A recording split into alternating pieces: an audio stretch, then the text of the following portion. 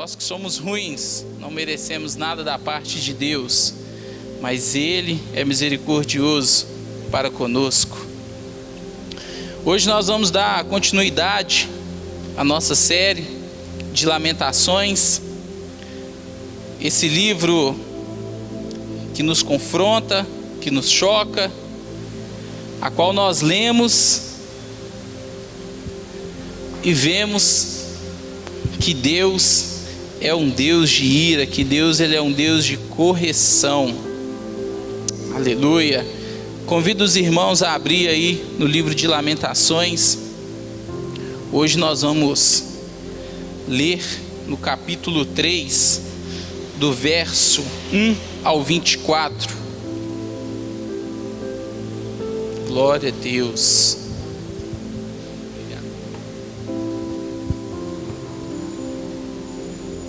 Quem achou? Célula.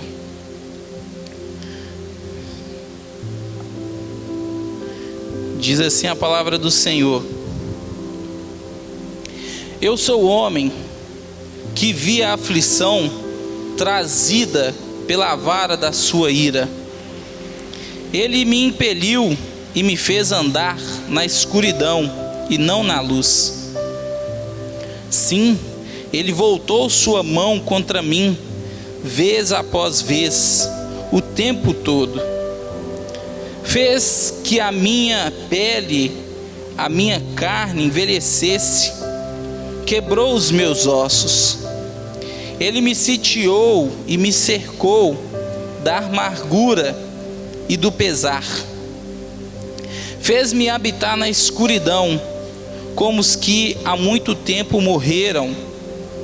Secou-me de muros e não posso escapar. Atou-me a pesadas correntes.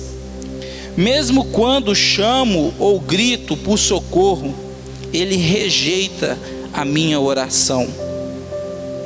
Ele impediu o meu caminho com blocos de pedra e fez tortuosas as minhas sendas. Como um urso à espreita, como um leão escondido, arrancou-me do caminho e despedaçou-me, deixou-me abandonado. Preparou o seu arco e me fez alvo das suas flechas. Atingiu o meu coração com flecha da sua aljava. Tornei-me objeto de riso de todo o meu povo, na sua canção. Eles zombam de mim o tempo todo. Faz-me comer ervas amargas e fartou-me do fel. Quebrou os meus dentes com pedras e pisoteou-me no pó. Tirou-me a paz. Esquece-me o que é prosperidade. Por isso digo: meu resplendor já se foi, bem como tudo o que esperava do Senhor. Lembro-me da minha aflição e do meu delírio, da minha amargura e do meu pesar. Lembro-me bem disso tudo, e a minha alma desfalece dentro de mim.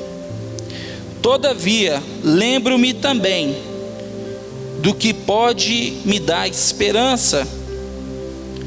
Graças ao grande amor do Senhor, é que não somos consumidos, pois as suas misericórdias são inesgotáveis, renova-se a cada manhã. Grande é a sua fidelidade. Digo a mim mesmo: a minha porção é o Senhor, portanto nele porei a minha esperança. Glória a Deus. O livro de Lamentações, ele é um livro com 5 capítulos fúnebres, onde o autor nos mostra uma nação, um povo que pecava diligentemente contra a face de Deus. Fez aliança com povos inimigos, adoravam a outros deuses, rituavam a outros deuses, se prostituía. Esse povo a qual nós estamos falando, eles profanaram o templo de Deus. É um povo que onde o Senhor mandou vários profetas para dizerem a eles: arrepende, isso não é bom, não faça isso, vós estão em pecado. Mas naquele mesmo tempo, como nos dias de hoje, existiam falsos profetas que falava aquilo que não vinha da parte de Deus, que falava por si mesmo, que profetizavam coisas vazias, prosperidades que não vinham de Deus, falavam que Deus não estava irado com tudo aquilo que eles estavam fazendo, e o povo decidiu ouvir a estes, a quem agradava-lhe os ouvidos. O livro de Lamentações fala 12 vezes sobre a ira de Deus. O 8 é citado no capítulo 2. E nós vemos aqui no livro de Lamentação o Senhor derramando a ira sobre esse povo. Vemos Deus aqui cumprindo toda a palavra daqueles profetas que viram antes, como Jeremias. Essa narrativa está lá em Jeremias 25, onde o profeta está ali falando ao povo de Deus que estão errados, que Deus não estão aceitando os cultos dele, que Deus está vendo todo o pecado. Mas mesmo assim, o povo continuou, não se arrependeu dos seus pecados, não se arrependeu das suas iniquidades, muito menos das suas transgressões. E Deus, através do profeta Jeremias, falou também do exílio em Babilônia. E Deus, como ele não é homem para mentir, e nem filho do homem para se arrepender, ele cumpriu tudo aquilo que ele falou através do profeta Jeremias a Jerusalém. Por que Deus afligiu o seu povo? No capítulo 1, no verso 5, fala que o Senhor afligiu aquele povo pela multidão dos seus pecados. Aqui nós vemos onde o Senhor, ele vem com a sua nuvem, ele vem com o seu pesar da ira e manifesta sobre aquele povo. E nós vemos também que Deus, ele cumpriu tudo, tintim por tintim, toda a palavra que ele disse, que nem mesmo pouparia as crianças. Então nós vamos entrar aqui no texto e vamos entender que o Senhor, ele derramou a sua ira, o Senhor cumpriu. E agora nós vamos entender aqui que mesmo a isolação, que mesmo aquele ambiente sombrio de morte e de luto, havia um homem que tinha esperança em Deus. No capítulo 1, ele diz: eu sou o homem que viu a aflição trazida pela vara da sua ira.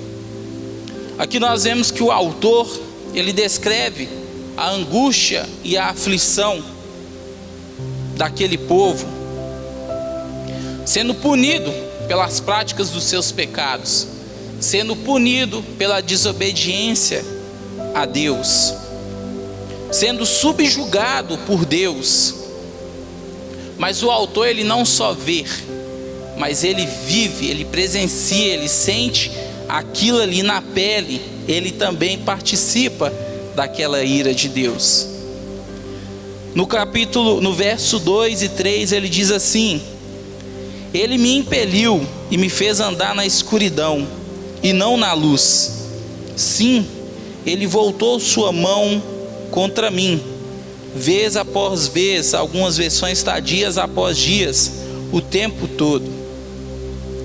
O interessante é que podemos comparar esse povo, onde a qual Deus, ele colocou a mão dele contra esse povo, Diferentemente do Êxodo 13, no verso 21 e 22, onde o Senhor conduzia o povo com mão forte pelo deserto, colocando ali sobre ele 2 colunas. Quem lembra aqui dessa parte dessa história bíblica? Todos se recordam? Quem viu os 10 mandamentos aí? Lá na Record, eu sei que você viu. Pois é, o Senhor tirou eles com mão forte, guiou eles pelo deserto. A mão do Senhor era tão cuidadosa que ele fez o capricho de colocar 2 colunas diante daquele povo. Uma de dia para fazer sombra ali do sol, para conduzir eles no deserto, e de noite uma outra coluna de fogo para guiá-los em meio à escuridão. E o interessante é que podemos ver que agora esse mesmo Deus que os conduziu em luz e não nas trevas, agora é esse mesmo Deus que libertou o povo com mão forte do Egito, é a mesma mão que se coloca contra esse povo. Interessante que muitas das vezes a gente tem uma imagem de um Deus bonzinho, de um Deus bobão, e a gente pensa que Ele não está vendo as coisas erradas que nós praticamos ou que nós cometemos, mas Ele vê. Assim como Ele viu esse povo e derramou sobre a ira, o Senhor, Ele não poupou. O interessante é que, falando que o Senhor tirou ele com mão forte do Egito, e que essa mesma mão agora se coloca contra esse povo, não para proteger, mas sim para subjugar, para derramar a sua ira sobre eles, dia após dia, sem alívio. Quem lembra aqui das pregações de Edgar, das quartas passadas, que o povo clamava: Senhor, dá-nos alívio pelo menos para respirar, mas o Senhor não aliviou. O interessante é que continuou, Deus não aliviou esse povo. Deus moveu sua mão contra esse povo durante dia e noite, como ele fala aqui. Sim, ele voltou sua mão contra mim, vez após vez, o tempo todo. Fez com que a minha pele na minha carne envelhecesse e quebrou os meus ossos. Ou seja, o Senhor despedaçou por completo aquela nação, aquele povo. Deus, ele moeu aquele povo. Não havia comida nem bebida, não havia absolutamente nada, nada para comer, nada para beber, nada para se alimentar ou saciar a sede. Isso aponta tamanha a ira de Deus sobre aquele povo, onde a qual a miséria foi tão grande que o corpo perecia. Olha para você ver que interessante, que a gente volta aqui no capítulo 2, no verso 11, diz assim, olha: meus olhos estarão cansados de chorar, minha alma está atormentada, meu coração se derrama, porque o meu povo está destruído, porque as crianças e bebê desmaia pelas ruas da cidade. Eles clamam às suas mães: onde estão o pão? Onde estão o vinho? Ao mesmo tempo em que desmaiam pelas ruas da cidade, como os feridos, e as suas vidas desfalecem no braço das suas mães. Pesado, né, irmãos? Quando você pensa, eu fico pensando no Telzinho, né, que mama. Cara, imagina uma criança que mama ainda nos seios da mãe, procurar alimento e não ter. O autor, ele é muito claro aqui no verso 13 em dizer que pessoas morriam de fome.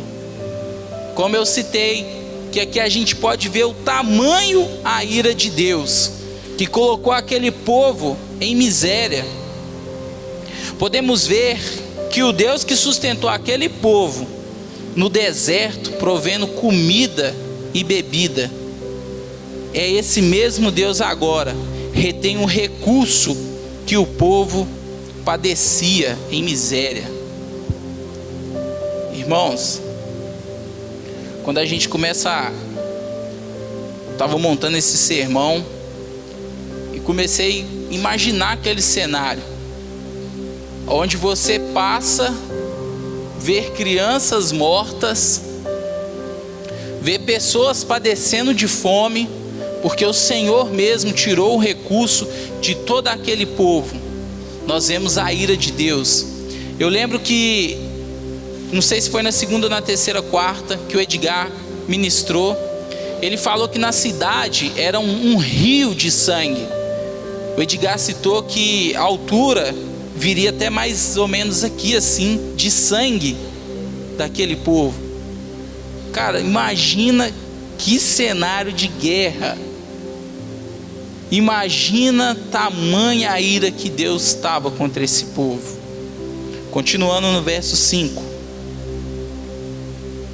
Ele me sitiou e me cercou da amargura e do pesar.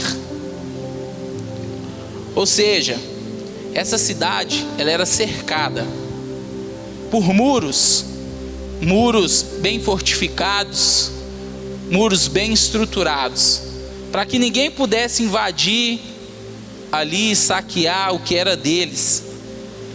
E agora Deus usa esse muro para não deixar ninguém escapar. Como ele disse aqui, ele me sitiou, ou seja, ele me cercou da amargura e do pesar. O muro que cercava a cidade para proteger a eles e tudo que eles tinham, agora é usado para prendê-los, para que não possa escapar da ira de Deus. Porque Deus não deixaria passar impune todas aquelas práticas pagãs, toda adoração a outros deuses. Deus não deixaria passar impune aqueles pecados e iniquidades que eles cometiam na face de Deus. Em outras palavras, eles estavam cuspindo no rosto de Jesus. Eles estavam esfregando os pecados no rosto de Jesus. E Deus não deixou impune e derramou a ira sobre aquele povo que não quis se arrepender. O interessante é que muitas das vezes a gente olha para o livro de Lamentações e fala assim: meu Deus, isso é violento. Cara, Deus, quando a gente pega o livro de Lamentações, por mais lutável que ele seja, a gente também vê a soberania de Deus. De que Deus ninguém zomba e nem brinca. De que Deus ele faz cumprir a palavra dele. E o interessante é que muitas das vezes podemos tirar um exemplo, que antes de nós corrigir os nossos filhos, nós avisamos.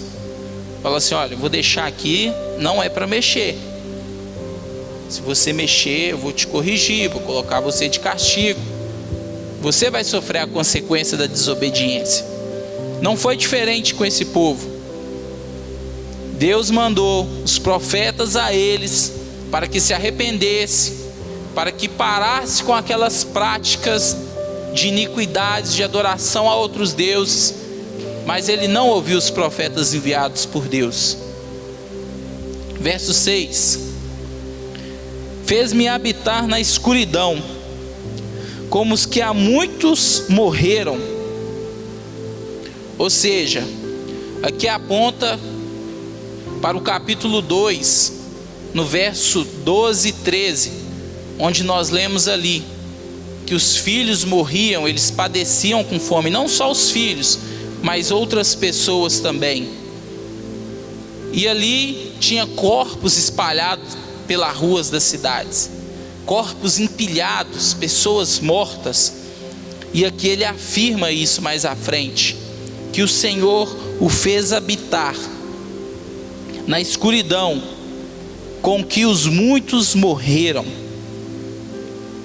O resplendor e o favor de Deus já não era mais a favor daquele povo, mas sim contra eles.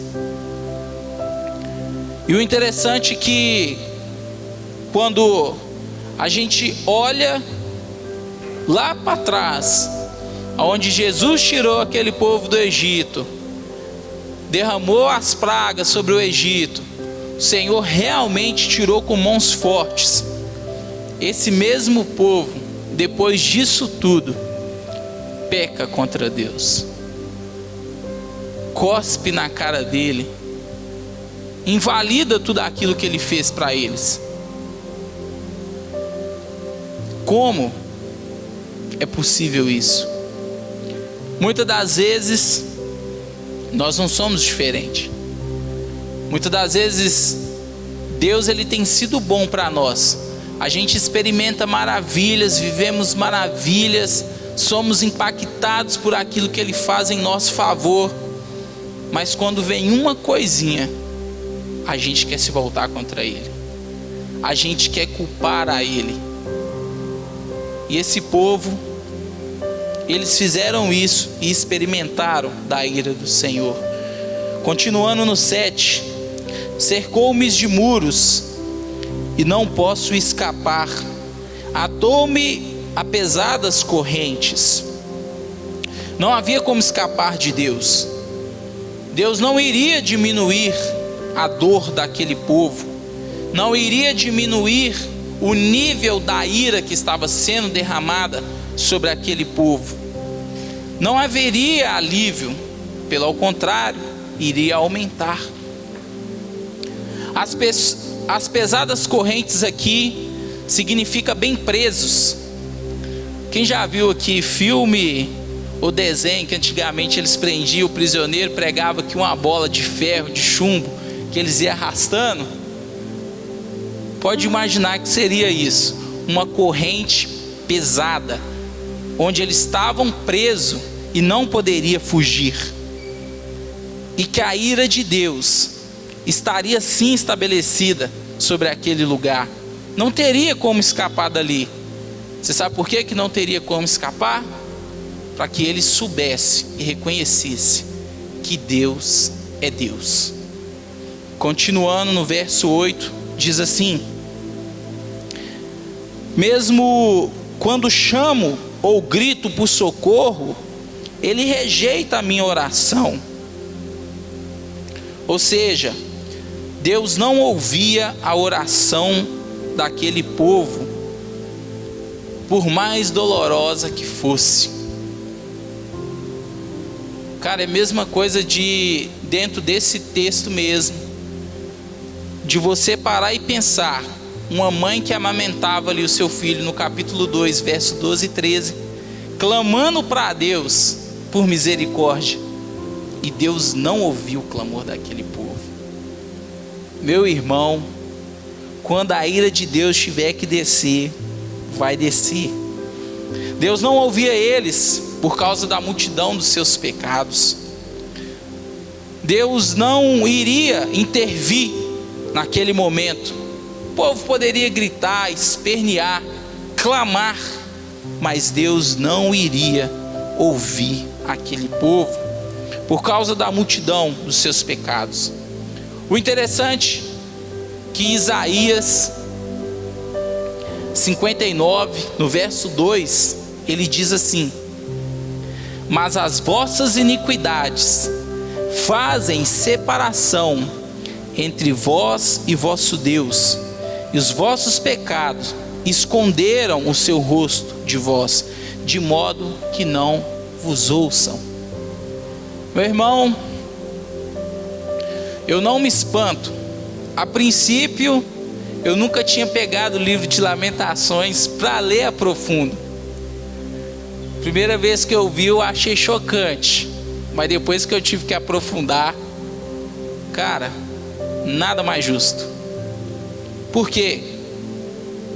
Todos sabemos que o salário do pecado é a morte, correto? E o povo, ele pecava contra Deus. O povo vivia como se não houvesse amanhã, como se não houvesse um Deus. O povo vivia pecando, o povo vivia na iniquidade, parece com nossos dias de hoje. Quem lembra aqui de Noé?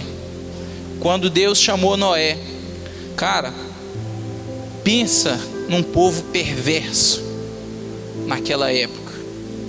Pensa num povo que fazia horrores, sacrificava seus próprios filhos a outros deuses, se bebia, se embriagar. Hoje vemos algumas coisas e escandalizamos, mas isso já vem lá de trás.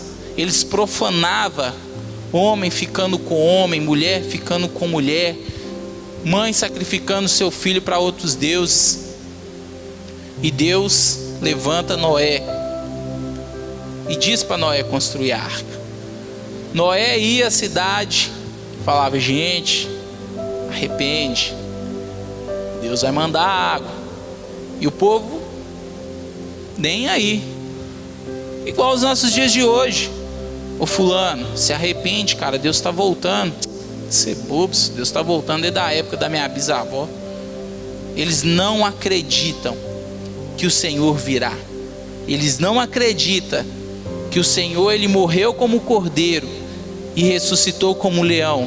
O interessante é que quando vemos Cristo, apontando aqui para Cristo, abrindo um espaço, Cristo, ele quando veio nessa terra habitar entre nós, ele veio para perdoar os pecados, ele curava os enfermos, ele apregoava as boas novas, ele cumpria a vontade do Pai. E o interessante é que nós podemos abrir aqui um espaço e lembrar da mulher adúltera, onde os fariseus levam até Jesus aquela mulher e cita que a lei de Moisés mandava apedrejar. E eles perguntaram: e vós, Jesus, o que dissestes? Nós bem sabemos da continuação, onde ninguém condena. Aí Jesus pergunta: cadê aqueles que te condenavam? Foram embora. Ora, eu também não te condeno, vá e não peques mais. Meu irmão, Deus, ele veio como redentor, mas ele voltará para julgar as nações. Ou seja, ele voltará como juízo.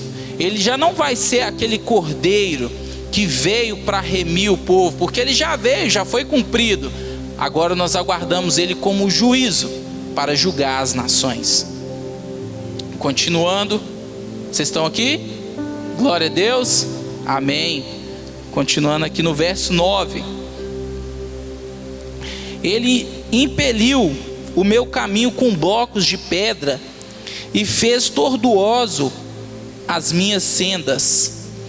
Ou seja, cercou com blocos de pedra significa onde eles não poderiam fugir ou correr daquele lugar da ira, daquele lugar de correção, onde estavam cercados por Deus, onde estavam cercados pela ira de Deus.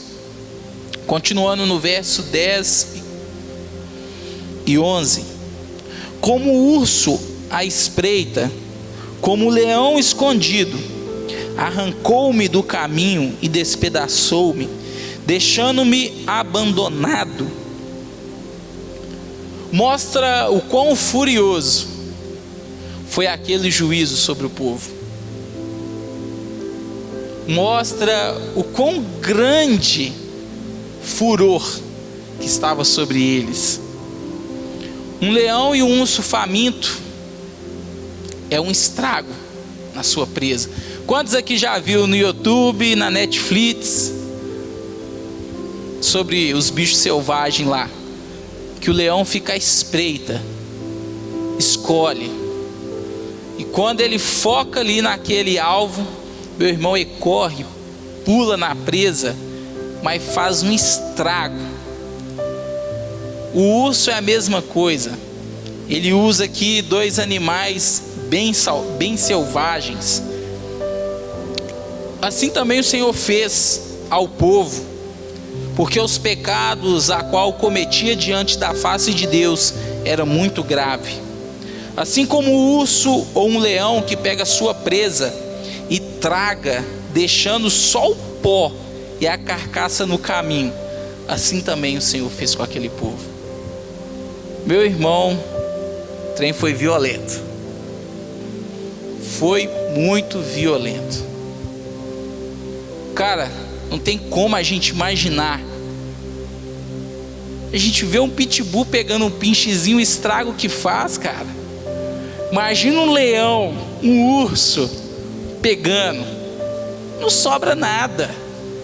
Não sobra nada. E o leão só levanta depois que só tem ali, ó, o pó. Já não tem mais nada. Depois que ele sacia a sua fome, ele vai embora. Assim o Senhor fez. Ele saciou a ira dele sobre aquele povo.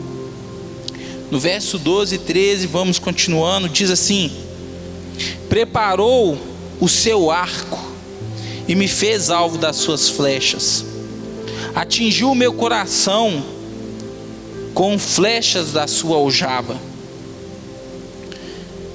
Cara, você imagina Deus pegando aquele povo como urso e como leão. Estragou aquele povo. A ira de Deus foi tamanha sobre aquele povo. Agora o autor ele diz aqui que o Senhor colocou contra ele a sua flecha. Quem já viu aqui filme de guerra antigo, Império Romano?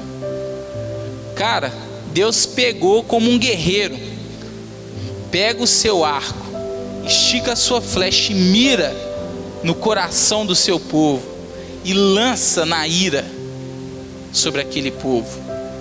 Assim o Senhor fez sobre eles. Assim o Senhor fez cumprir a ira dele sobre esse povo. Ele sim atingiu em cheio o coração daquele povo com a sua ira. E continuando no verso 14, ele diz assim: tornou-me objeto de riso de todo o meu povo, mas nas suas canções eles zombam de mim todo o tempo.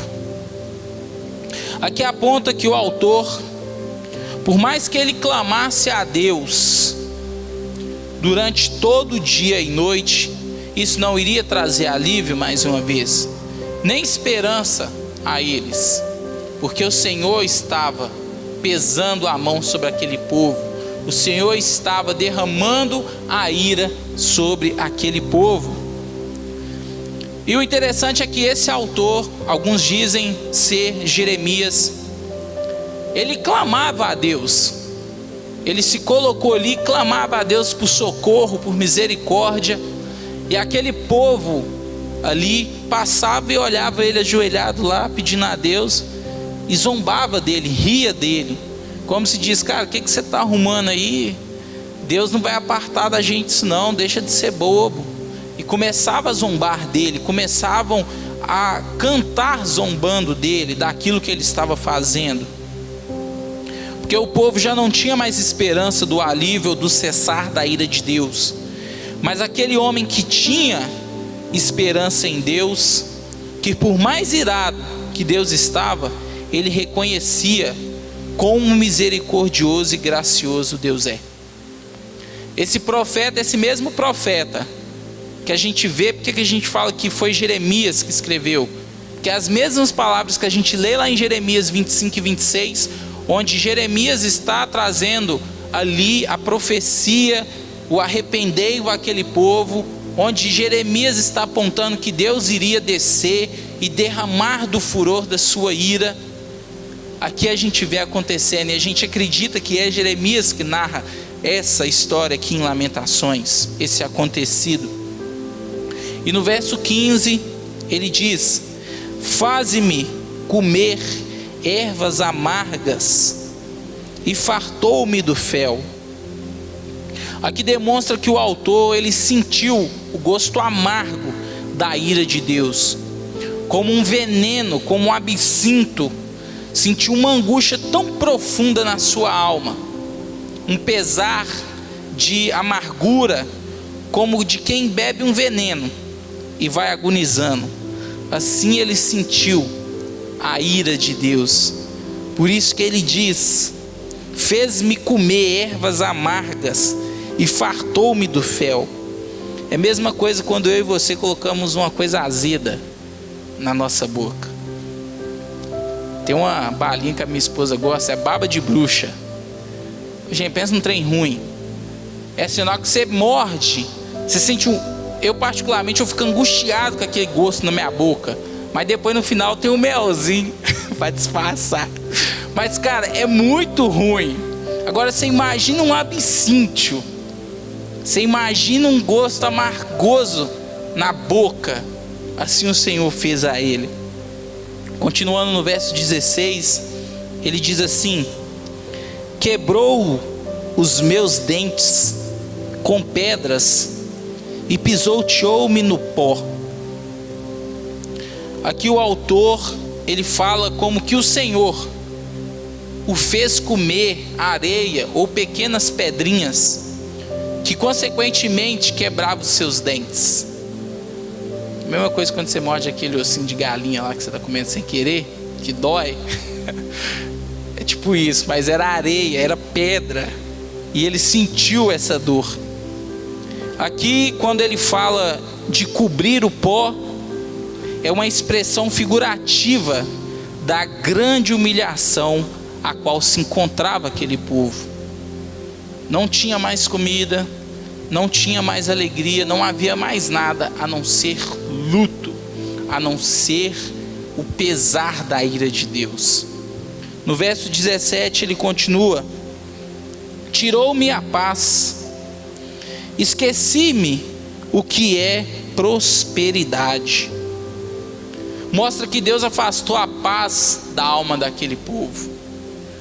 Mostra que Deus afastou tudo: a alegria, a prosperidade, a felicidade, a comunhão, o favor de Deus. Não tinha mais. O Senhor afastou a paz daquele povo. Meu irmão, se o boleto que vence no dia 5 e no dia 10 já tira a nossa paz, imagina Deus tirando a alegria daquele povo, que o boleto a gente paga e acabou. Mas cara, Deus não cessou a ira dele. Ele não trouxe alívio. Só havia morte naquele lugar. Só havia sangue, corpo jogado para todo lado, e a ira de Deus sendo derramada. No verso 18 ele diz assim: por isso digo, meu esplendor já se foi, bem como tudo o que eu esperava do Senhor. Aqui vemos o autor já cansado de chamar e não ser ouvido por Deus.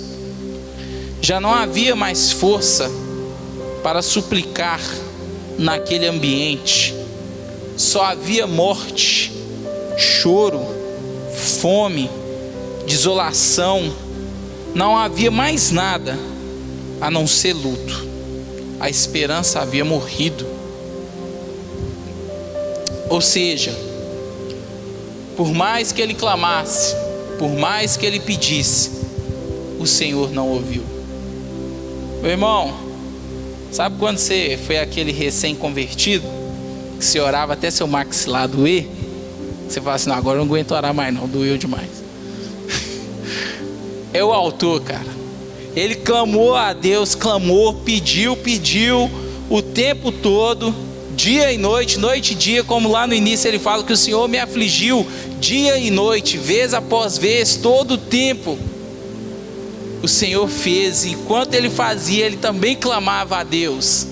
Mas aqui ele cansou, ele fala que a força dele desfaleceu, ou seja, havia morrido. No verso 19, ele diz: lembra-me da minha aflição e do meu delírio, da minha amargura e do meu pesar. Aqui vemos o autor chamando mais uma vez ao Senhor, mesmo sabendo que o Senhor não ouviria, mas ele sabia quem era Deus. Por mais errado que o povo estava, por mais impuro que o povo estava, por mais imundo que o povo estava, esse autor, no caso Jeremias, que nós acreditamos que é ele conhecia quem era Deus, que foi esse mesmo autor que lá atrás ficava: arrependei-vos, olha, vinde para o caminho do Senhor, não faça isso, isso não está agradando. Ele conhecia quem Deus era, ele profetizava sobre o nome de Deus, ele conhecia a vontade de Deus, ele tinha intimidade com Deus. E aqui, por mais que ele sabesse que Deus não iria ouvir, ele clamou, ele insistiu, fez um clamor a Deus em favor daquele povo. E o interessante é que, já estou encerrando, gente. O interessante é que, quando vemos ele clamando aqui, a gente lembra de quem? De Moisés. Quando ele sobe no monte para falar com Deus, que Deus dá ali a tábua da lei na pedra, e Deus fala assim: Moisés, quando você subiu aqui, o povo construiu um bezerro de ouro e está lá adorando a ele. Quando você está aqui comigo, eles estão lá adorando a um bezerro de ouro. Isso está lá relatado lá em Êxodo 32, no verso 9 ao 12, eu vou ler, diz assim: disse mais o Senhor a Moisés: tenho observado este povo, e eis que é povo de dura servir. Agora, pois, deixa-me, para com que a minha ira acenda contra eles, e eu consuma, e eu farei de ti uma grande nação. Moisés, porém, suplicou ao Senhor, seu Deus, e disse: ó Senhor, por que se acende a tua ira contra o teu povo? Por que tiraste da terra do Egito com mãos fortes? Porque hão de falar os egípcios, dizendo: para mal os tirou, para matá-los no monte e para destruí-los na face da terra? Torna-te da tua ardente ira e arrepende-te deste mal contra o teu povo. Cara, que responsa. Imagina Deus falar assim: ó, vou acabar com todo mundo, vou começar outra geração através de você. Meu amigo, tem muita gente que ia aceitar, muita gente iria aceitar isso. Mas Moisés falou: não, Senhor, arrepende-te disso, tende misericórdia do teu povo. O que os outros vão falar? Poxa, Deus tirou o povo do Egito para matar eles no monte, no deserto, para deixar perecer. Moisés, ele clama por aquele povo. Assim também clamou o autor de Lamentações, aqui no verso 19, onde ele disse: lembro-me da minha aflição e do meu delírio, da minha amargura e do meu pesar. E o interessante é que no verso 20 ao 23, nós temos essa oração da parte desse profeta, que diz assim: lembro-me bem disso tudo, e a minha alma desfalece dentro de mim. Todavia lembro-me também de que pode me dar esperança, graças ao grande amor do Senhor é que não somos consumidos, pois a sua misericórdia são inesgotáveis, renova-se a cada manhã, grande é a sua fidelidade. Irmãos, ele clamou por aquele povo, assim como Moisés, ele intercedeu também por aquele povo que estava ali experimentando, vivendo a ira de Deus sobre eles. E esse autor, ele também clama, e ele e ele fala no verso 24 assim: digo a mim mesmo, a minha porção é o Senhor, portanto nele porei a minha esperança. A porção aqui significa terra, base, algo de concreto, onde temos firmeza para construir, onde temos firmeza para edificar a nossa fé. Essa porção que ele diz é o Senhor, onde ele pode confiar. O Senhor é o alicerce dele, e ele confia no Senhor. Ou seja, meu irmão, por mais que esse povo estava sofrendo, por mais que esse povo estava experimentando a ira de Deus, esse autor, ele clama pelo povo. Ele vê a angústia daquele povo, daquelas mães que perderam seus filhos, daquelas mães que viam seus filhos pedindo alimento e não havia nada para dar a eles. Esse autor, ele clama a Deus. Ele traz à memória aquilo que há esperança. E qual é a esperança dele? O Senhor dos exércitos. O Deus vivo é a esperança dele. E nesses dias a gente podemos tirar a base desse texto. Nós como igreja, o Senhor, ele vem atentando, ele vem nos mostrando o caminho. Da mesma forma que veio esse profeta, veio também Jesus e nos disse através de João Batista: arrependei-vos, porque é chegado o reino de Deus. Meu irmão, nada mudou. Nada mudou. O interessante é que aquele povo, depois de ter experimentado a grandeza de Deus, de ter experimentado o cuidado de Deus atravessando o deserto, o cuidado de Deus ali com a nuvem, uma coluna diante deles de dia para proteger e conduzir, de noite a coluna de fogo para conduzir eles em meio à escuridão, o maná que caía do céu, a água que jorrava da rocha. Meu irmão, mesmo depois disso tudo, o povo decidiu dar as costas para Deus. Que não façamos isso, mas que nós venhamos permanecer até o fim, porque ele mesmo disse que aquele que permanecer até o fim, este será salvo. Que não venhamos nos corromper com este século, que não venhamos tomar a forma deste século, que não venhamos nos corromper com o que o mundo nos oferece. Porque, meu irmão, não é nada sobre nós. Não é nada sobre nós, não é sobre nosso emprego, não é sobre nossa família, não é sobre a minha vida nem a sua, é sobre Ele. É porque dele, por Ele, para Ele são todas as coisas. Seja no céu, seja na terra ou debaixo da terra, tudo que existe e subsiste é pela palavra de Deus. Tudo é sustentado pela palavra de Deus. Não é nada sobre nós. Que nós venhamos ter isso no nosso coração. Que nós não venhamos virar as costas para Deus e pecar e errar diante dele, mas que nós venhamos a cada dia se arrepender dos nossos pecados, iniquidades e transgressão e confessar a Ele, porque Ele é fiel para perdoar. Se coloque aos seus pés.